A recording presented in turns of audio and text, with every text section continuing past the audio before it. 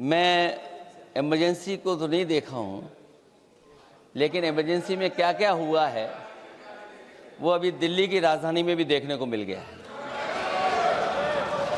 आंसू के गैस के गोले और लकड़ी में लगा हुआ कुछ कील का और कांटे की चीज़ें, उस समय करंट नहीं लगाया जाता था, इस बार करंट लगाया गया है।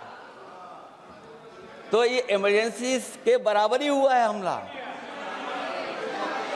कम नहीं है। इमरजेंसी से कम अन्याय नहीं कर रहे हैं आप लोग। जब आप ये कहते हैं कि हमारे नौजवान हमारी डेमोग्राफिक डिविडेंड बन करके आए हैं, कहीं यही नौजवान हमारी आपदा न बन जाए, इसके बारे में भी सरकार को सोचना चाहिए। और मैं ये जरूर कहना चाहता हूं कि अध्यक्ष महोदय, अगर शिक्षा अच्छी होगी, परीक्षा सच्ची होगी, तो तरक्की भी पक्की होगी। और ये तरक्की नहीं चाहते हैं, इसीलिए शिक्षा पर और परीक्षा पर हमला कर रहे हैं। मैं इन्हीं शब्दों के साथ अध्यक्ष महोदय आपका धन्यवाद देता हूं। और जो बिल लेकर के आए हैं आप, बिल तो 24 में भी लेकर के आए थे आप, जो 24 में बिल लेकर के आए थे, उसके बाद नीट परीक्षा का पेपर लीक क्यों हो गया, ये आप बता देना मंत्री जी। आपको एक कानून बनाने के बाद दूसरा कानून बनाना पड़ रहा है, ये क्या वजह है? और आपको मंत्री जी का स्वागत इसलिए करना पड़ रहा है कि आपको संकट से बचा लिया। और अगर अखिलेश जी तो समाजवादी है। मैं पूछना चाहता हूं कि छात्रों का आंदोलन के बाद सरकार उनका बात सुन के पार्लियामेंट में बिल लेके आता है, ये अच्छा है? या जो आंदोलन होता है तो उसको कुचलने के लिए देश में इमरजेंसी लगा देता है, वो अच्छा? आप बता दीजिए।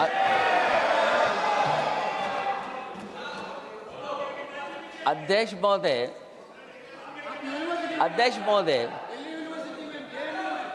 महोदय, मैं इमरजेंसी को तो नहीं देखा हूँ, लेकिन इमरजेंसी में क्या क्या हुआ है वो अभी दिल्ली की राजधानी में भी देखने को मिल गया है।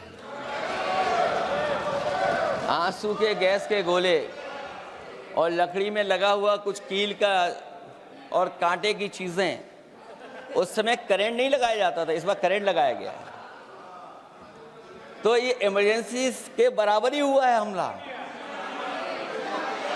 कम नहीं है। इमरजेंसी से कम अन्याय नहीं कर रहे हैं आप लोग। और याद करिए अध्यक्ष महोदय, अगर इमरजेंसी इन्हें याद आ गई है, अगर इमरजेंसी अध्यक्ष महोदय इन्हें याद आ गई है, तो इमरजेंसी के बाद भी परिवर्तन हुआ था और हमें भरोसा है कि इसके बाद भी परिवर्तन होगा। और अध्यक्ष महोदय, मैं आखिरी में कहना चाहता हूं, कानून से नहीं, नियत साफ होगी तब नीट का परीक्षा साफ होगी। सवाल कानून का नहीं है, आपकी नियत साफ नहीं है। और जिस समय आपकी नियत साफ होगी तो परीक्षा भी साफ हो जाएगी। और हमारे साथी जो कुछ और बातें उठा रहे हैं, आज मौका नहीं है, लेकिन आपको भगवान भी माफ नहीं करेंगे, क्योंकि आप चढ़ावा चोरी में शामिल हुए हैं। और चढ़ावा ही नहीं, जो गुप्त दान था वो भी चोरी हुआ है, गुप्त दान। और ये पाप की श्रेणी में नहीं आता है, महापाप की श्रेणी में आता है। Akhilesh ji bill pay. और अध्यक्ष महोदय, आखिरी में मैं इतना ही कहना चाहता हूं, शिक्षा की रक्षा के लिए जो आंदोलन हुआ है वो हमेशा आंदोलन जीतेंगे। बहुत बहुत धन्यवाद, बहुत बहुत आभार प्रकट करता हूं आपका।